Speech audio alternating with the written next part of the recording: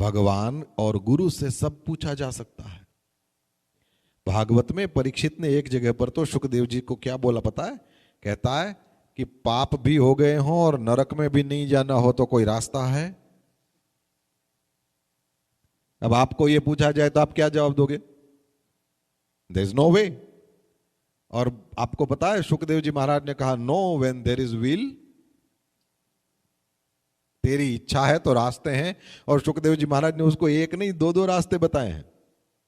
एक, जो भी पाप बन पड़ा है उसका प्रायश्चित्त कर लो। प्रायश्चित्त की भी सुविधा है ना हमारे यहां। ये एकादशी आदि व्रत करते हो, ये सब अपने आप में छोटे छोटे यूनिट में, लेकिन वो प्रायश्चित्त ही है।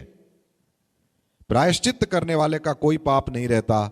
और दूसरा, जो पश्चाताप करता है उसका भी पाप नहीं रहता। क्यों? बोले दुनिया में ये जो सत्ता चलती है ना, वो भगवान की चलती है, पाप पुण्य की नहीं चलती।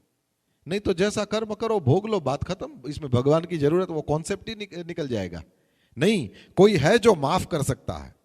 इन लोगों में भी ये है ना, वहां जाकर के स्वीकार कर लो कि फला फला पाप हमसे हुआ है, तो उसको वो माफ कर दिया जाता है। क्यों? बोले वो बोलने से पाप नष्ट होता है, पुण्य भी नष्ट होता है।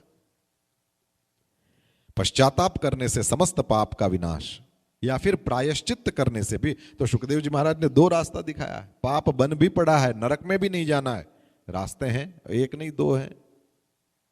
तो बात क्या हो रही थी? पूछते नहीं इसलिए प्राप्त करते नहीं। बिना शर्म रखे हर बात पूछी जा सकती है ना? और पूछोगे तो प्रश्न ही है जो कृष्ण तक ले जाएगा। कृष्ण माने शांति, कृष्ण माने आनंद।